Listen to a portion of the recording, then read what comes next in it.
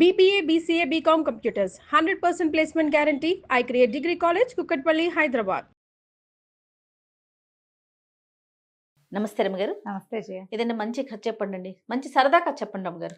అంటే ఇది సరదా అనుకోవద్దు, ఏమిటో సరదాకి వినడానికి తేడా ఉందా? ఏదైనా ఒక ప్రత్యేకమైన కథ అనుకో. ఓకే. మామూలుగా మనం ఏవో కొన్ని చెడ్డ పనులు చేస్తూ ఉంటారు, కొంతమందికి బ్యాడ్ హ్యాబిట్స్ ఉంటాయి, మానేయాలనుకుంటారు కదా, మానేయాలనుకుంటారు. ఏదో ఒక సందర్భంలో మళ్ళీ కెలుస్తూ ఉంటుంది, లోపల పురుగు మసులుతూ ఉంటుంది, మళ్ళీ చేసేస్తారు. అప్పుడు ఏదైనా ఒక బ్యాడ్ ఆమె చెడ్డది జరిగింది అనుకో, ఒక జరగకూడదు ఒక దురదృష్టకర సంఘటన జరిగితే మనం మొదలెట్టడం వల్లే జరిగిందని అనిపిస్తుందా? అవును, ఆ శంక ఉంటుంది కదా. ఆ శంకని గురించి చెప్పే కథ ఇది. తప్పకుండా. పూర్వం అంటే ఒక పల్లెటూళ్ళలో కొంచెం అడవికి మోపుగా ఉన్న ఊరట అది. ఒక కాపు యువకుడు ఉండేవాడు. కులం కాదు, ఈ గొడ్లు కాసే వృత్తి వాళ్ళది, వ్యవసాయ పనులు చేసేవాడు. ఏవో గొడ్లు కూడా ఉండేవి వాళ్ళకి. క్రమంగా విసుగు పుట్టింది. వీడు భలే సాహసి కుర్రాడు, వాడికి బాణం వేయటం చాలా ఇష్టమట. ఎంత దూరానికైనా వేసేసేవాడు, గురి తప్పేది కాదు. అయితే ఏమైంది, వాడికి ఎన్నాళ్ళు ఈ వ్యవసాయ పనులు చేస్తాం, ఎంతసేపు ఏటేళ్ళకాలం పని చేస్తూనే ఉండాలి కదా, మనకి బోళ్ళంతా విలువిద్యొచ్చు, ఏదైనా 2 జంతువులను కొడితే రోజు గడిచిపోతుంది. అలా అనిపించి అడవిలో లేళ్ళని, దుప్పుల్ని, కుందేళ్ళని వేటాడుతూ ఉండేవాడు. వాడి భార్యకి అంత పెద్ద నచ్చేది కాదుట ఈ పని చేయటం. అలా ఎందుకు, మనకి గొడ్లు గోదా ఉన్నాయి, మన గొడ్డును ఎవరైనా కొడితే మనకి ఎట్లా ఉంటుంది, మరి బాధగా ఉంటుంది కదా. అందుకని వద్దనేది, కానీ అతను వినేవాడు కాదు. ఇది సులువు, ఆహారం ఈజీగా వచ్చేస్తుంది, ఎవరికైనా అమ్మేస్తే డబ్బులు వచ్చేస్తాయి, మారకం వస్తుంది. అప్పుడు మారక వస్తు మార్పిడి ఉండేది కదా, అందుకని ఇలా చేసేవాడు. బాగా కొట్టేసేవాడు. ఎవరికైనా ఏదైనా ఒరే దుప్పి కావాలరా, రేపు మా ఇంట్లో భోజనాలు ఉంటే మధ్యాహ్నం వెళ్ళి పట్టుకొచ్చేసేవాడు. బాగా చేయగలిగేవాడు. అయితే ఏమైందట, ఒకసారి వీడు అడవిలో ఏదో ఒక జంతువులను కొట్టడానికే వెళ్ళాడు. వెళ్తే ఒక చోట ఏదో బూరా ఊదినట్టు, ఎవరో మనుషులు మసులుతున్నట్టు కనపడింది. అక్కడ ఒక పెద్ద పాక, పందిరి లాంటిది ఉండి కొంచెం ఓ పక్కకు అడ్డం వేసింది. పందిరే, ఏమిట్రా అని పందిరి దగ్గరికి వెళ్ళాడు. ఎవరున్నారో తెలియకుండా దూసుకెళ్ళిపోకూడదు కదా. సరే, యువతలే నుంచి చూస్తే 3 పొట్టి వాళ్ళు కనిపించారట, మరుగుజ్జులు, పొడుగాటి అంగీలు, కుచ్చుట్టు తలపాగాలు పెట్టుకుని ఏమిటో చేస్తున్నారు. వాళ్ళు ఏం చేస్తున్నారు, ఒకడేమో పొయ్యి ఎగసని తోస్తున్నాడు, పొయ్యి వెలిగించింది, పొయ్యి పైకి పుల్లలు తోస్తున్నాడు. రెండో వాడు ఒక పాత్రలో, ఒక పెద్ద పాత్ర ఉంది, దాని మీద పాలు పోస్తున్నాడు. మూడో వాడు ఆ పాలను ఏదో ఇట్ట కళ్ళి తిప్పుతున్నాడు. కళ్ళి తిప్పుతుంటే చూస్తున్నాడు, ఏదో చేస్తున్నారు వీళ్ళని తెలిసింది. ఆ పాలు అవి కాగి ఇంకా అందులో ఏమిటేమిటో వేస్తున్నారు, తీపి వాసన వస్తుంది. వీళ్ళు ఏదో తీయటి వంటకం చేస్తున్నారు. కాకపోతే రాక్షసుల పట్ల ఎలాంటి భయాలు ఉంటాయో, మరుగుజ్జు వాళ్ళ పట్ల కూడా ఆ ప్రాంతంలో భయాలు ఉండేవి. వాళ్ళకి మాయమంత్రాలు వచ్చని, ఏదో ఓంబింబిషని మాయం చేస్తారని అలాంటి భయాలు ఉండేవి. దాంతో వాడి దగ్గరికి వెళ్ళాల, తను వాళ్ళకి కనపడకుండా ఉన్నానని కూడా భావించాడు. ఓకే. ఒక చెట్టుకి బాగా చాటు చేసుకుని ఇట్లా మొహం మాత్రం బయట పెట్టుకుని చూసుకుంటున్నాడు. సగం మొహం పెట్టాడు బయట. వంటకం ఏదో అయిపోయాక ఆ పొట్టి వాళ్ళలో ఒకడు ఒక బూరా తీసి ఊదాడు. పీ అని ఊదంగానే ఎన్ని పశువులు అన్నట, ఎన్ని గొడ్లో ఆవులు, గేదెలు అన్నీ వచ్చేసి వాకిటో నుంచింది. ఆ బూరా వల్ల వచ్చినాయని తెలిసింది. సరే, వాళ్ళు ఏం చేశారు, ఈ బూరా పక్కకు పెట్టి, ఏ అబ్బాయి ఇట్రా నువ్వు అని పిలిచారు. పిలిచేసరికి ఆశ్చర్యపడి, పేరు పెట్టి పిలిచేసరికి ఏదో రాముడు వాడి పేరు. సరే, నా పేరు ఎట్లా తెలుసు వీళ్ళకి అని ఆశ్చర్యపోయాడు. తర్వాత వాళ్ళు ఏం చేశారు, 3 పదార్థాలు 3 బౌల్స్లో ఉన్నవి చూపించారు. రారా అబ్బాయి, దా ఇక్కడ కూర్చో, మాతో పాటు కూర్చో అని చెప్పి 3 బౌల్స్ చూపించి, ఈ దీంట్లో 3 నీకు ఏది కావాలో తీసుకుని తాగమన్నారు. 3 3 పదార్థాలు చేసి పెట్టారు వాళ్ళు. ఇటు బాగా అటు ఇటు చూసి ఆలోచించి దూరం నుంచి చూస్తున్నాడు. వాళ్ళు ఏమేం చేశారో తెలియలే, కానీ పాలు పోసింది మాత్రం వాడు చూశాడు. ఆ పాలతో చేసిన దానిలాగా కనపడుతున్న తెల్లటి పదార్థం ఎత్తుకుని తాగాడు. తాగానే చప్పట్లు కొట్టారు వాళ్ళు. భలే సెలెక్ట్ చేసావురా, నీకు కావాల్సిందే చేసావు, సరే బాగుంది అని చెప్పి ఏం చేశారు, అందులో ఒక వెండి బూరా తీసి చేతులు పెట్టారు. ఈ బూరా ఉంచుకో, ఈ బూరా ఊదటం చాలా సులువు, నువ్వు ఈ బూరా ఉంచుకుని ఇలాంటి బూరాలు ఎన్నైనా తయారు చేసి నీ చుట్టుపక్కల వాళ్ళకు కూడా ఇవ్వచ్చు.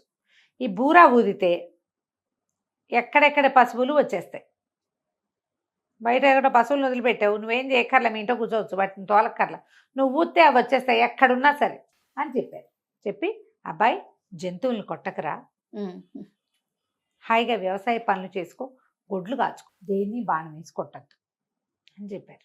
చెప్పాక వీడు కాస్త అటు ఇటు చూసరికి మొత్తం టింగమని ఆ పాకతో సహా మాయమైపోయింది. అన్నీ మాయమైపోయినాయి. వాళ్ళు పెట్టిన 3 బౌల్స్, వండిన పాత్ర, ఆ పొయ్యి, ఈ ముగ్గురు పొట్టివాళ్ళు, పందిరి అన్నీ పోయి వాళ్ళు ఇచ్చిన వెండి బూరా మాత్రం అక్కడే ఉంది. స్వచ్ఛమైన వెండితో చేసినట్టు కనపడుతోంది. తను ఆశ్చర్యపోయాడు. ఆ బూరా ఊదేసరికల్లా బోలెడన్న ఆవులు ఎక్కడి నుంచి వచ్చాయో ఇతను వెనకాల రావటం మొదలుపెట్టాయి. ఇంటికి తీసుకొచ్చుకున్నాడు. భార్యకి చెప్పాడు, ఇట్లా పొట్టి వాళ్ళు కనపడ్డారని, వాళ్ళు ఇట్లా బూరా ఇచ్చారు, బూరా ఊస్తే మన పశువులు మన దగ్గరకు వచ్చేస్తాయి, ఎక్కడైనా తప్పిపోయిన పశువు ఉన్నా వచ్చేస్తుంది అనేసరికి భార్య చాలా సంతోషించింది.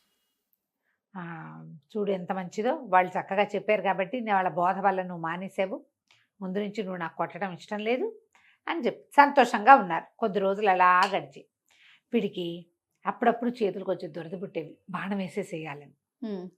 ఆలోచించి ఒకరోజు ఏం చేశాడు, భార్య చూడకుండా ఆవుల్ని అడవికి తోలుకెళ్ళి ఒక విల్లంబులు పట్టుకెళ్ళి ఒక పైన ఎక్కడో కొండ మీద కనపడినటువంటి ఒక లేడీని కొట్టాడు. మామూలుగా ఏం చేసేవాడు, ఇంటికి వచ్చేటప్పుడు వాకిట్లో ఉండగానే ఆవులు వచ్చేవి అతని వెనకాల పీ అని బూరా ఊదేవాడు. వీడు వచ్చినట్టు తెలిసి భార్య రోజు ఎదురొచ్చేది సరదాకి. అదే మామూలుగా బండి శబ్దం కాగానే భార్యలు బయటకు వచ్చి చూస్తారు కదా, అట్లా. అయితే వీడు బూరా నోరు పగిలిపోయింది, వీడికి నోరంతా నెప్పెట్టింది. ఎన్నిసార్లు ఊదినా, ఎంతసేపు ఊదినా అమ్మాయి రాలే బయటికి. ఆశ్చర్యపడి ఏమైపోయింది భార్య అంటే, ఇల్లుగానే ఉంది, పెళ్ళం లేదు ఇంట్లో, ఆవులు ఉన్నాయి, బూరా బుత్తి ఆవులు వస్తున్నాయి, భార్య మాత్రం రావట్లా. ఇక ఎంత వెతికినా ఆ భార్య అతనికి దొరకలా. ఏం చెయ్యాలో తెలియలే. అయితే ఏమైంది, కొద్ది రోజులు గడిచే దీనంగా ఉన్నాడు, ఇంట్లో ఏదో అన్నం వండుకుంటున్నాడు, ఈ ఆవులు గివులు ఉన్నాయి కదా, మరి వ్యవసాయం చేసుకుంటున్నాడు, ఆవులను తోలుకెళ్ళేవాడు, తీసుకొచ్చేవాడు, ఒక దిగాలుగా అయిపోయాడు భార్య లేకపోయేసరికి. కొద్ది రోజులు గడిచేసరికల్లా ఇతని తాలూకు స్నేహితుడు ఒకడు ఎక్కడో ఒక చోట ఎదురుపడ్డాడు. అన్న మొన్న భలే ఘటన జరిగిందన్న, ఫలానా రోజు ఏం జరిగిందంటే, నేను ఆవులు తోలుకొస్తున్నాను, మరి కొండ మీద ఒక లేడీ కనపడిందన్న, ఎంత అందంగా ఉందో, ఇంత కళ్ళు, భలే బాగుంది, దూరం నుంచి ఎవడో వేటగాడు ఆ లేడీని కొట్టాడన్నా, నేను చూస్తుండగానే లేడీ మాయమైపోయిందన్నా అని చెప్పాడు. చెప్పేసరికల్లా వీడికి ఏమనిపించింది, అది ఏ రోజు జరిగింది, తను లేడీని కొట్టిన రోజు. వీడు చూసింది ఆ లేడే, ఓకే అనుకో, ఆ కొట్టింది తనే. లేడీ అక్కడ పడిపోయి ఉండాలి కదా, మరి తనైతే వెళ్ళలా, వీడు వెళ్ళి లేడీని తెచ్చుకోలే, వీడు మాయమైపోయిందని చెప్తున్నాడు. తన భార్య మాయం అవ్వడానికి అదే కారణం అని అర్థమైంది, అతనికి కనెక్ట్ చేసుకున్నాడు. అట్లా దిగాలుగా ఉండేవాడు, ఏం చేయాలో తెలిసేది కాదు. అయితే ఏమైంది, మళ్ళీ ఒకరోజు ఇట్లా రోజు అడవికి వెళ్ళి వచ్చేవాడు, భార్య ఎక్కడైనా కనపడుతుందేమో అని వెతికేవాడు, ఆ పొట్టివాళ్ళు కనపడతారేమోనని వెతుక్కుంటూ ఉండేవాడు. ఒకనాడు మళ్ళీ ఆ ముగ్గురు పొట్టివాళ్ళు అతనికి పాయసం చేస్తూ కనపడ్డారు.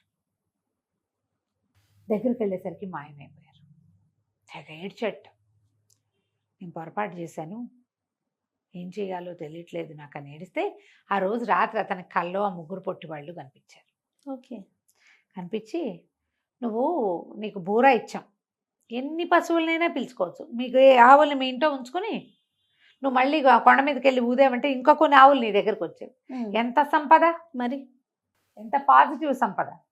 నువ్వు లేడీని కొట్టడం వల్లే నీ భార్య మాయమైపోయింది, నువ్వు బుద్ధిగా ఉన్నావా, ఏడాది తిరిగేసరికి నీ భార్య నీ ఇంటికి వచ్చేస్తుంది, మళ్ళీ బాణం తీయకూడదు, అప్పుడు నీ భార్య నీ ఇంటికి వస్తుంది, దుఃఖించుకో, నువ్వు చేసిన తప్పుకు పరిహారం ఉండాలిగా, ఆ పరిహారం కోసమే సంవత్సరం పాటు భార్యా వియోగం నీకు. నువ్వు కొట్టావు ఒక లేడీని, అది ఒక పెద్ద మొగలేడికి భార్య, వాడు పోగొట్టుకున్నాడు కదా, వాడు మళ్ళీ జతకట్టేదాకా నీ భార్య నీకు రాదు. బాగుంది అనేసరికి ఆ దుఃఖం మానుకుని అప్పటి నుంచి అలా నిదానంగా ఉంటాం మొదలెట్టాడు. మర్నాడు లేచి తన విల్లు అంబులు ఉన్నాయి కదా, అవన్నీ వెదురుకర్రలతోటే కదా చేసుకునే వాళ్ళు, పల్లెటూరు వాళ్ళు, అవి 2 విరిచి పొయ్యిలో పెట్టాడు. ఇంకెప్పుడు నేను విల్లంబులు ముట్టుకోను, నా భార్య నా దగ్గరకు వస్తే చాలండి. సంవత్సరం తిరిగాక అమ్మాయి కొండ మీద నుంచి నడిచొచ్చింది. అమ్మాయికి అది ఒక రోజు అని తెలియదు, ఒక సంవత్సరం అని తెలియదు, ఒక రోజు అనుకుంటోంది. మిస్ ఏడాది పాటు తను ఎక్కడో ఉన్నానని తెలియదు. ఆ పూటే చూశాను భర్తను అనుకుంటుంది, పొద్దున వెళ్ళాడు సాయంత్రం వచ్చాడు అంతే. కథ కంచికి మనం ఇంటికి. బాగుంది రమ్మగారు. నమస్తే. నమస్తే జయ.